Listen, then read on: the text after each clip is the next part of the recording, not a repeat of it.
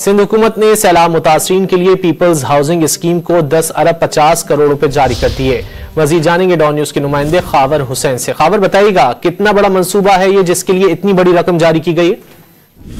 सैलाब मुतासरीन के लिए पीपल्स पार्टी हाउसिंग स्कीम को 10 अरब 50 करोड़ रुपए जारी कर दिए गए हैं।